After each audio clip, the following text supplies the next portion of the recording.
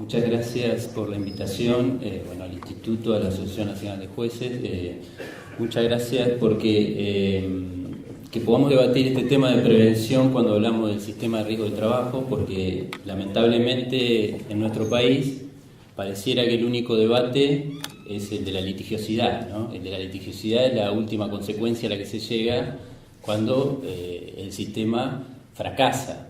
Y bueno, yo hablo como abogado de la CTA, también integro un espacio intersindical que está integrado por más de 20 sindicatos que pertenecen a las distintas centrales sindicales, CGT, CTA, Corriente Federal, en donde los trabajadores se han dado cuenta de que sin perjuicio de algunas diferencias que pueden tener en la organización sindical, tienen un interés común en esto, ¿no? Que es la salud de los trabajadores en el lugar de trabajo, ¿no?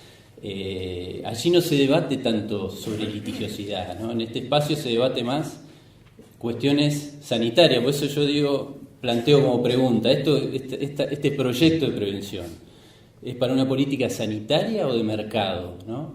Porque la ley de riesgo del trabajo, desde cuando se sancionó en la década de los 90, vino acompañada de un fuerte debate más economicista que de la cuestión de la salud de los trabajadores, incluso sin estadística, ¿no? En aquel entonces nos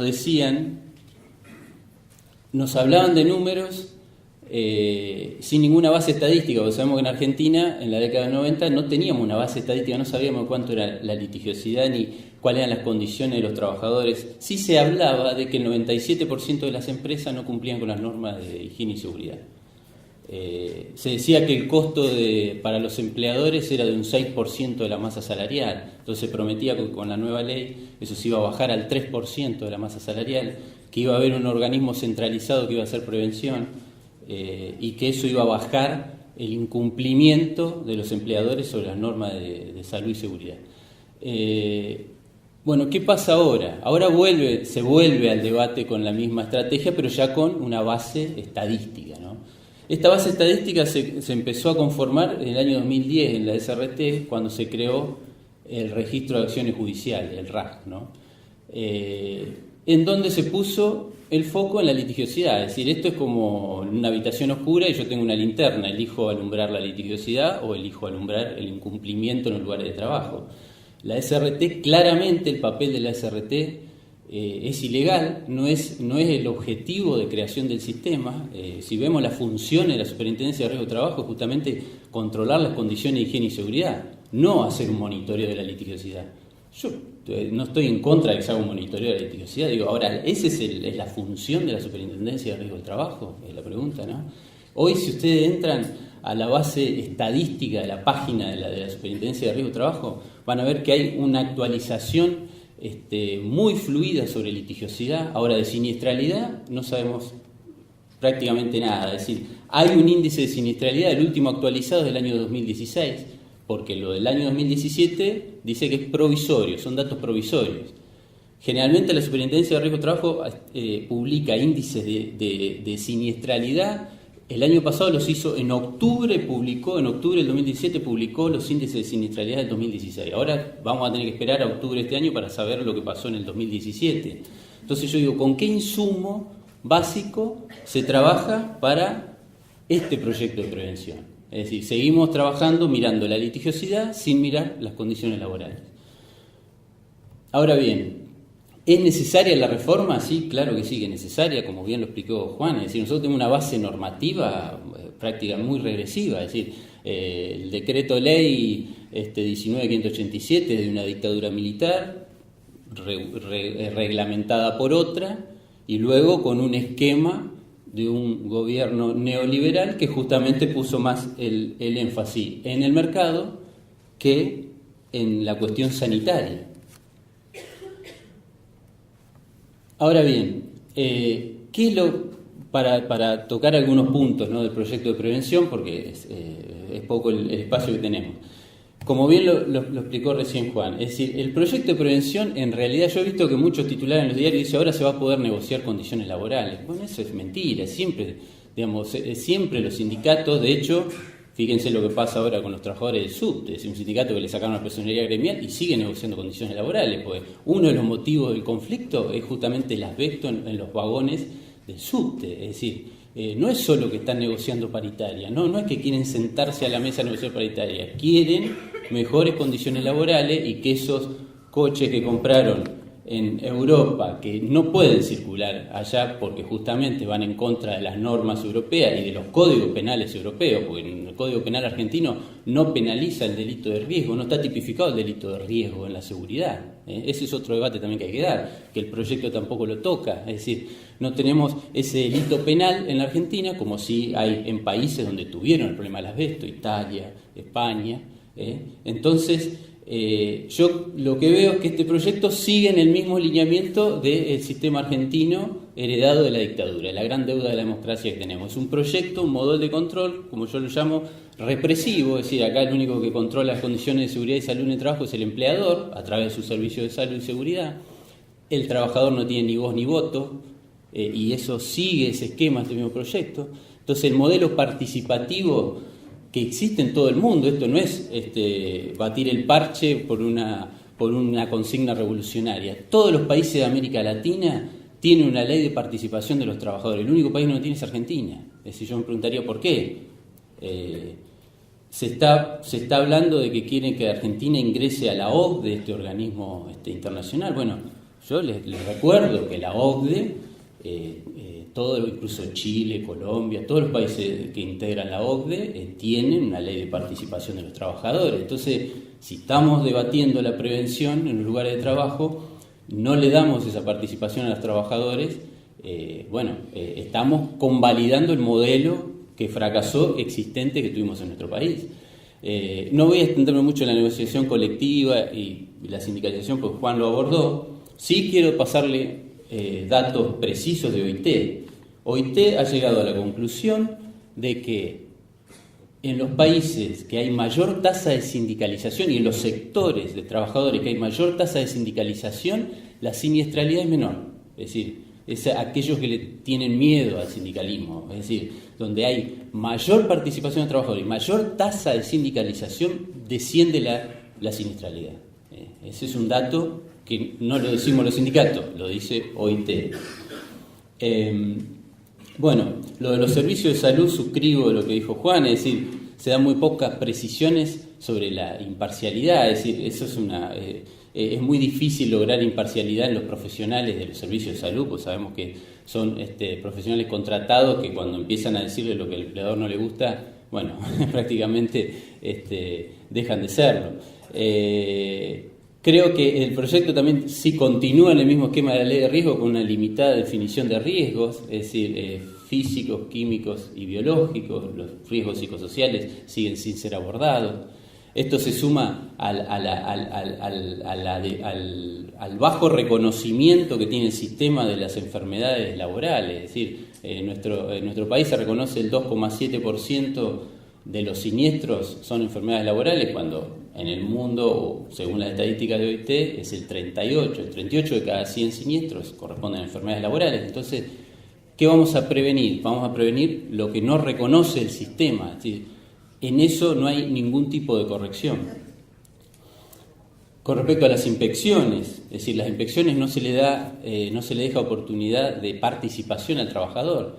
Quiero recordar que, según la recomendación 164 de OIT, el trabajador tiene derecho a participar en las inspecciones de los siniestros, porque justamente es la persona afectada. Es decir, cuando nos llenamos la boca hablando del particular damnificado en el derecho penal, el particular damnificado acá no es el trabajador, no puede intervenir en las inspecciones, que es el que verdaderamente conoce dónde están los riesgos, que está expuesto todo el tiempo en los lugares de trabajo. No se le da oportunidad de participar en las inspecciones. Las inspecciones las hace el Estado sin participación obrera.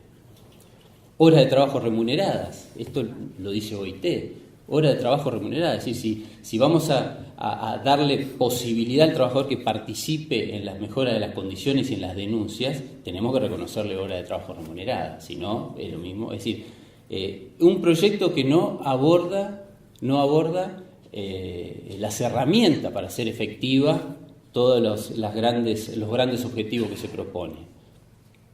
La acción preventiva, me pregunto yo, Es decir, los civilistas nos han ganado a los laboralistas, ya tenemos la acción preventiva en el Código Civil y Comercial. Nosotros no tenemos una acción preventiva dentro de los esquemas procesales de nuestro país, porque después dicen los abogados solo hacen litigio para cobrar indemnizaciones.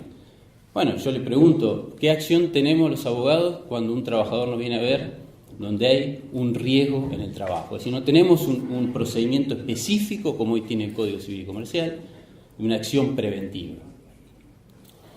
El porcentual de las alícuotas para prevención, es decir, ustedes saben que nuestro país sigue un esquema parecido al colombiano, pero el colombiano es mejor que el nuestro incluso. ¿Por qué? Porque las ARL en Colombia tienen una parte de la cuota que recaudan que deben reinvertir en prevención. Bueno, en Argentina no, las ART no tienen obligación de reinvertir en prevención de lo que recaudan. Entonces, si nosotros desde un proyecto de prevención no cuestionamos las bases estructurales del sistema de riesgo de trabajo, no estamos resolviendo nada. Quiero mostrarle este cuadro. Estas son estadísticas oficiales sacadas de la página de la SRT y de la UAR, que es la Unión de Aseguradoras de Riesgo de Trabajo. Porque por eso valoro mucho que se debata el tema de prevención en estos ámbitos. Porque el tema de prevención, somos conscientes, no despierta grandes discusiones públicas. Las discusiones pasan por otro lado. Incluso la prevención se dice, estamos todos de acuerdo, en prevenir estamos todos de acuerdo, el trabajador, el empleador, las ART. Porque el esquema de la ley de riesgo era que el empleador iba a ayudar, iba a propender hacia la prevención para pagar menos seguro, que las ART iban a hacer prevención para tener que pagar menos indemnizaciones y obviamente el trabajador porque es el principal interesado. Bueno, permítame decirles que eso no es así, porque fíjense el esquema de los últimos 20 años del sistema de riesgo del trabajo. Es decir, la curvatura de la siniestralidad tendió a bajar, como pasa en el mundo, es decir, los sistemas tienden a bajar la siniestralidad y el costo del seguro ha aumentado. ¿Esto qué quiere decir? Que no es cierto que es un tema inocuo el de la prevención, no, afecta directamente la tasa de ganancia, tiene su costo la prevención. Entonces, invitar a las aseguradoras de riesgo del trabajo, al Comité Consultivo Permanente, para debatir un proyecto de prevención, digo, ¿a qué fines? ¿A qué fines? ¿Qué pueden aportar las ART? Sí, a ellos les sale más caro la prevención. No solo eso les sale más caro, sino que las ART han logrado un nivel de concentración en el mercado que transfieren directamente el costo a las empresas. Entonces, cuando nos hablan de bajar del costo de los empresarios en nuestro país, podríamos hablar de por qué se produjo la importante concentración de ART en el mercado, que son las que manejan el valor de la tarifa y que no hacen una política de prevención. Simplemente que el objetivo fue limitar la litigiosidad, que es lo que incide directamente en su tasa de ganancia. Después, fíjense cómo subieron los pisos mínimos en los últimos 7 años, porque nos dicen que el aumento de las indemnizaciones fue una de las principales culpables del colapso del sistema. Bueno, la verdad es que las indemnizaciones aumentaron, pero el porcentual del costo del seguro se mantiene en los niveles que había sido diseñado. Es decir, nos habían prometido que el costo del seguro iba a bajar del 6% al 3% de la masa salarial. Bueno, está en el 3,43%. No quiero extenderme mucho por cuestión de tiempo. Fíjense lo que es el costo del seguro a nivel países. Tomo los países de la OCDE, ahora que está de moda hablar de este organismo, ¿no? Alemania, 1,33% de la masa salarial. Chile, 2,17%. Argentina, 3,18% de la masa salarial, según lo último publicado por la SRT. Colombia, 4,52%. ¿Será porque tienen que asignar una parte a prevención? Pregunto, ¿es más caro en Colombia? España, casi un 6%. Entonces, Argentina estaba dentro de los niveles admisibles de costo del seguro para el empresariado. Lo que pasa es que esto es una reforma a pedir de las ART, no de los trabajadores ni de las empresas. Todo su tiempo. Sí. Voy cerrando. Bueno, el costo de lo que sale para una pyme, el 4% sale para una pyme, para un trabajador de más, para una empresa de más de 5.000 trabajadores sale 2,47 el costo del seguro. Esas cuestiones no se discuten, porque si no discutimos costos del sistema, vamos a seguir con el mismo esquema de no prevención. Y para cerrar, últimos digamos, los primeros efectos que se empiezan a sentir de la reforma. Recuerdo, estadísticas oficiales que quise sacar para exponerlas.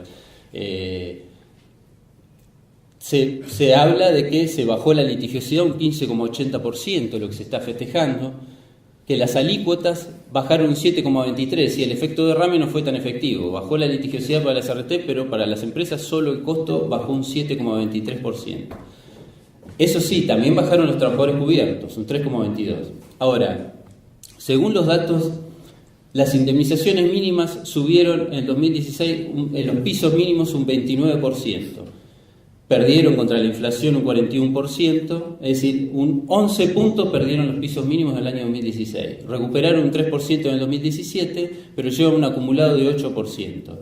Los siniestros aumentaron del 2016 al 2017 2,82%. Las muertes aumentaron también. Entonces, señores, está muy claro que la reforma al sistema de riesgo de trabajo tuvo un objetivo inmediato a pedir del grupo asegurador concentrado en el país, que fue expropiar a los trabajadores de su acción judicial ante los siniestros, y la prometida prevención de riesgo de trabajo. Todavía seguimos en debate y no estamos cuestionando los efectos nocivos del sistema que no propende a la prevención, sino a mantener altos márgenes de rentabilidad al sector asegurador. Nada más, muchas gracias.